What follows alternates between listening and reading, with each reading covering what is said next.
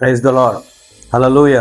మన ప్రభువైన యేసుక్రీస్తు నామములో మీ అందరికీ శుభవందనాలు తెలియజేస్తున్నా. ఈరోజు ఒక చిన్న విషయాన్ని మీతో చెప్పాలనుకుంటున్నాను. ఒకసారి అందరు మీ బైబిల్ తీసి ఆదికాండం 1వ అధ్యాయం 29వ వాక్యం ఈ విధంగా ఉంది. దేవుడు ఇదిగో భూమి మీద ఉన్న విత్తనములు ఇచ్చు ప్రతి చెట్టును, విత్తనములు ఇచ్చు వృక్షములు గల ప్రతి వృక్షమును మీకు ఇచ్చి ఉన్నాను, అవి మీకు ఆహారమగును. ఇక్కడ రాయబడిన మాట ఏంటంటే, సర్వోన్నతుడైన దేవుడు మనిషిని కలుగజేసిన తర్వాత వాళ్ళకు ఒక విషయం చెప్పారు. మీకు ఆహారం కోసం నేను విత్తనాలు ఇచ్చే చెట్లను నాటాను, విత్తనాలు ఇచ్చే చెట్లను మీకోసం మొలిపించాను, అవి మీకు ఆహారం అవుతాయి అని రాశారు.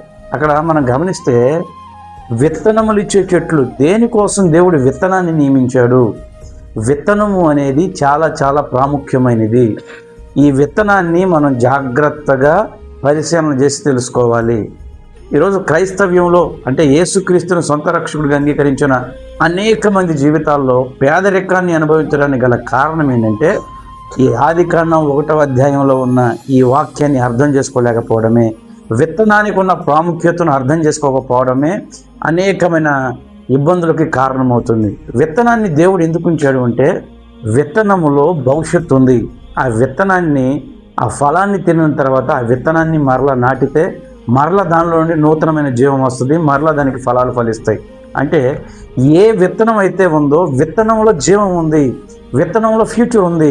ఈరోజు మనం కష్టపడి సంపాదించుకుంటున్నాం, కానీ సంపాదించుకున్న మొత్తాన్ని, విత్తనాన్ని దాచిపెట్టుకోకుండా మొత్తాన్ని, విత్తనంతో సహా మొత్తాన్ని తినేస్తున్నాం. అంటే ఒకవేళ దేవుడు నీకు ఒక 50,000 రూపాయలు ఇస్తే ఈ నెలలో ఈ 50,000 రూపాయలని అన్నిటికీ ఖర్చు చేసి అవజ చేసుకుంటున్నావే, కానీ కొంత ఒక విత్తనంగా తీసి దాన్ని దాచిపెట్టి దాన్ని దేన్నైనా విషయంలో ఇన్వెస్ట్ చేయడం కానీ దేన్నైనా దాన్ని ఉపయోగించడం కానీ చేయట్లేదు.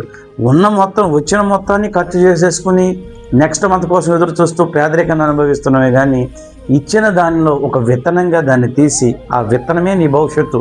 నువ్వు ఇప్పుడు ఏదైతే సేవ్ చేస్తున్నావో అదే నీ భవిష్యత్తుగా నీకు ఉన్నతంగా ఉండబోతుంది. కాబట్టి ఈ విత్తనం అనే కాన్సెప్ట్ని జాగ్రత్తగా అర్థం చేసుకుని మీకు వచ్చిన దానిలో కొంత తీసి దాన్ని సేవ్ చేసుకుని దేనిలో ఒక దానిలో ఇన్వెస్ట్ చేసి మీ భవిష్యత్తును కాపాడుకోండి. ఈ విధంగా మనం దేవుని ఆలోచన గమనిస్తూ మన జీవితాన్ని నడిపించుకుంటూ ముందుకు వెళదాం. దేవుని కృప మనందరికీ చూడేవి నడిపించుగాక.